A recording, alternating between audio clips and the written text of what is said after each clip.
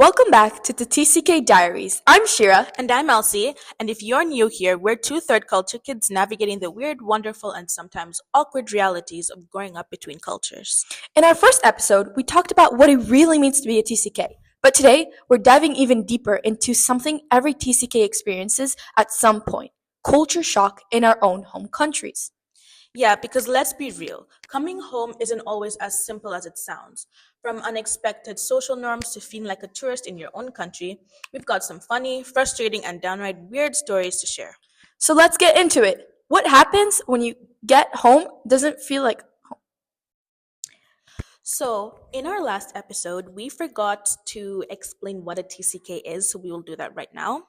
A TCK is a child who spends their developmental years in a country that is not their passport country, and they usually move to more than one place in their lifetime before they turn 18.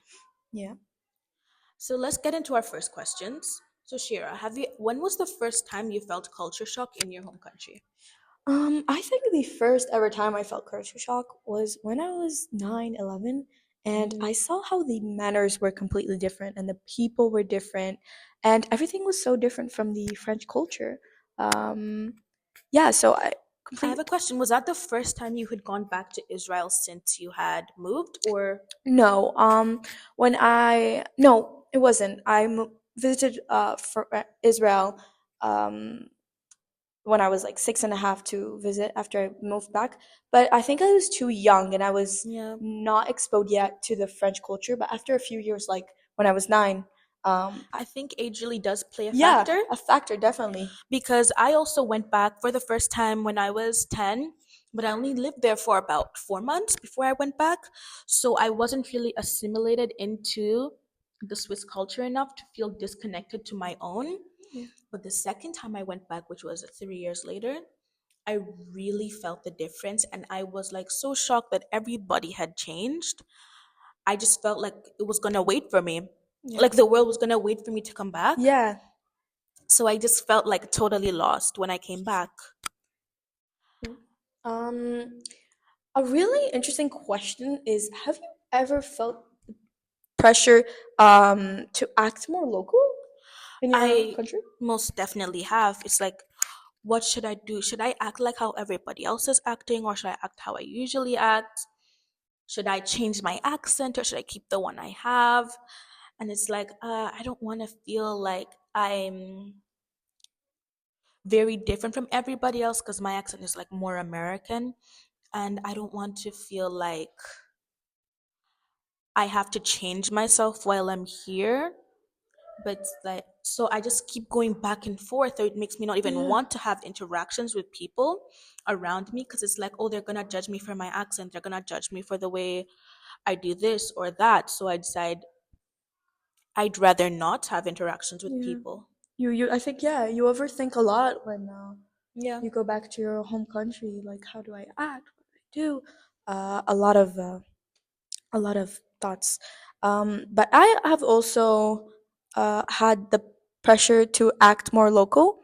When I came back to Israel, I think it's just like, what? How do I speak Hebrew? How? What words do I use? Much, very similar to what you said, Elsie. But yeah, definitely. And how did your relationships with family and old friends change after coming back? Whoa, they changed a lot. I think it was a really big shock for me when I came back because I thought the world was gonna stop. Right when I left, I thought, everything's gonna stay the same, nothing's gonna change. But when I came back and I saw that a lot of things has changed and the world didn't stop for me, I was like, I that was Because it was like we were romanticizing this place because it's yes, like I don't feel at home in France. So it's like when I go back to Uganda, I'll feel perfect. I'll feel right at home. I'll fit right back into place. But it just wasn't like that. no, it wasn't like that. And like I know some people might think it's selfish us saying, that we waited for the whole world, like we thought the whole world would stop. But I think a lot of people feel like that, and Yeah, like we felt like everybody else's lives would pause and they'd wait for us to come back and then we can continue where we left yeah. off. But But it wasn't like that. everybody'd moved on. Everybody So moved on. Everybody got new friends. Family changed. Everything changed, and that's really important for TCKs to know that when you come back to know that things have changed. Yeah. And while you were there, did you experience any reverse homesickness for a place that's not really like technically your Your home? Like, home?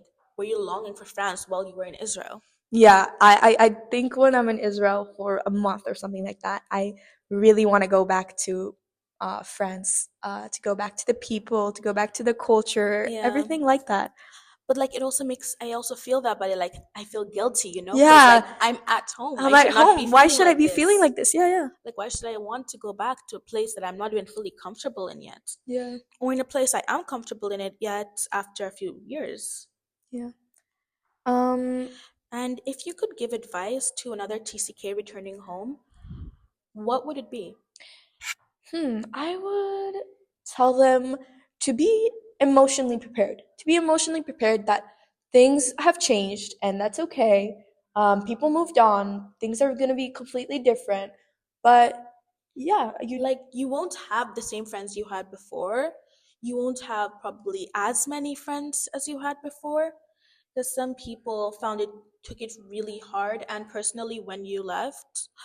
So dynamics and relationships with yeah, people will will change. change and Yeah, have changed. They've changed subconsciously while you you didn't weren't know. there. Yeah.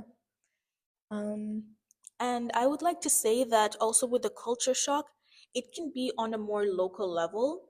It can be coming from your side of the country, which is very different to the capital city, and feeling completely out of yeah. place, and then when you go back, it's like, how do I still interact with my own culture? Yeah, it doesn't have to be like a whole country. Doesn't have to Yeah, be internationally, it can still be locally, it can still be very very. national, Yeah, because certain countries have very distinct cultural differences from place to place, and those cultural differences can still affect you just as much as an international difference. absolutely. Yeah. Um, we would also like to say that in our next podcast, which is coming very, very soon, we'll be interviewing a guest. She's a TCK adult. So, an adult third culture kid, an ATCK, and she will be talking with us about something that we've not experienced because we're not yet in the In the world. workplace, Yeah. but how being a TCK can be to your advantage in the workplace and how that works. And we're really excited for her personal Yes. expertise, because that's an area we cannot cover on because we are Yes. not yet there. And we're really excited for her input. And I think it will make a really great podcast. Yes, we're so excited. So, All right, that's a wrap on today's episode. Culture shock in your country is real, and honestly, it's something that never fully goes away. yeah, whether it's struggling with small talk, forgetting social norms, or just feeling like an outsider, we've all been there. But at the end of the day, being a TCK means making home wherever you are.